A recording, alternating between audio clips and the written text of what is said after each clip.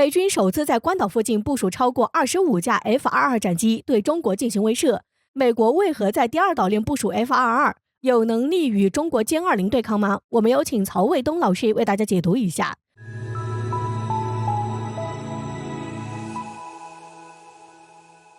观众朋友，大家好，我是曹卫东。最近呢，美国又有一个动作啊，令这个大家很不理解，或者是说呢，对这种行动产生了很大的猜疑，就是美国空军呢，它使用的这种 F-22飞机呢，当然是美国新的一种部署吧，就是把它部署在第二岛链啊关岛附近的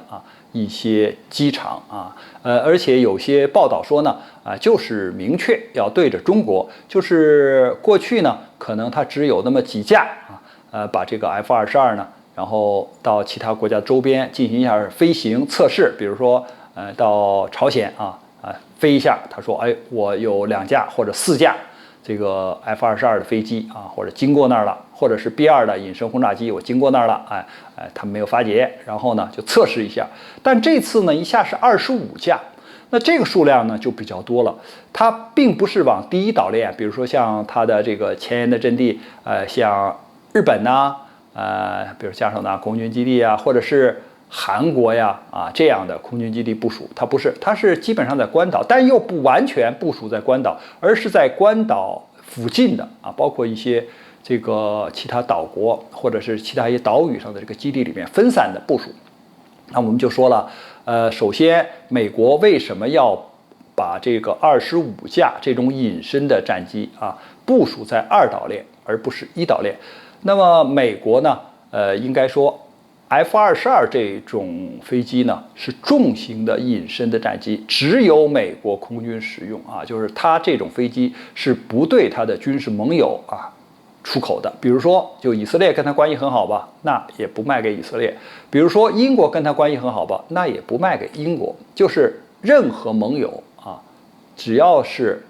美国以外的国家都不卖，就是只有美国掌握 F-22的真正的这种飞机。第二点呢，就是说这个为什么呢？因为这种飞机它只在美国的本土部署，它不到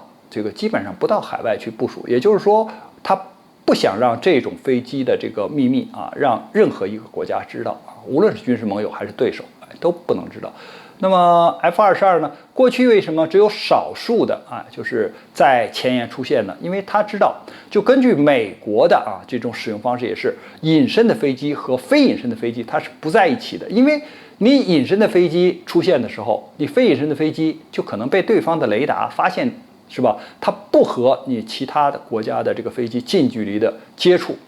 比如说这个俄罗斯的图95或者是图160这种轰炸机到美国周边的时候，它会起飞这个 F-22跟踪监视，但是它保持一定的距离不让你掌握它的这种特征或者特性它是这样一种使用方式。那25架部署在2岛链，那它有什么意图呢？有的媒体就说了，它是当踹门砖使的，就是说一旦发生军事冲突的时候，就是用你比如说1-2架飞机，你不可能把像俄罗斯或者中国这样大国就是你的雷达呀、防空导弹呢，就靠几架飞机就给打掉了，不可能的。所以一定要数量多。所以就是说，这个数量多是一个就是应对大国的体现，因为你只有大国，它的这个导弹的布防的也多，还有它的这个雷达也多，你只有大量的飞机使用，你才能够去把这个踹门的任务就是因为你隐身嘛，对吧？你现在打开大门的时候，先得把这些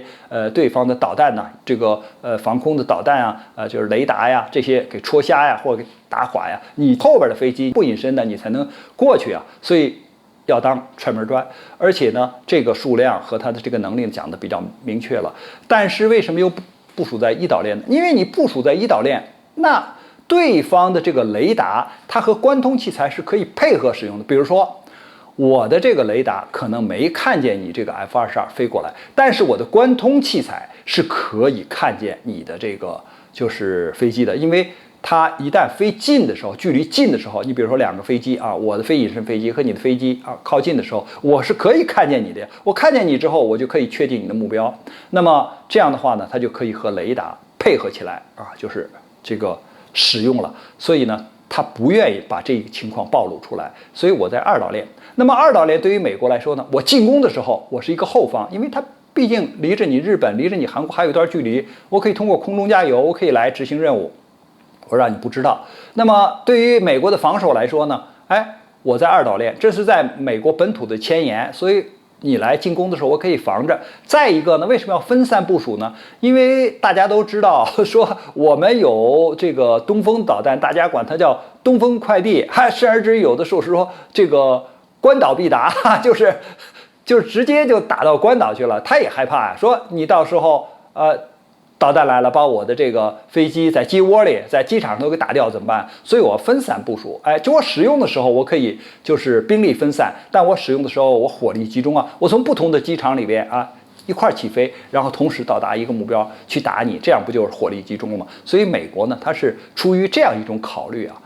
来部署它的这个 F-22这25架飞机的啊。实际上呢，它也是想在这个区域里边保持一种优势，同时呢又怕挨打。出于这样一种考虑，关于这个话题呢，我们今天就聊到这儿，感谢大家关注本栏目，我们下期节目再见。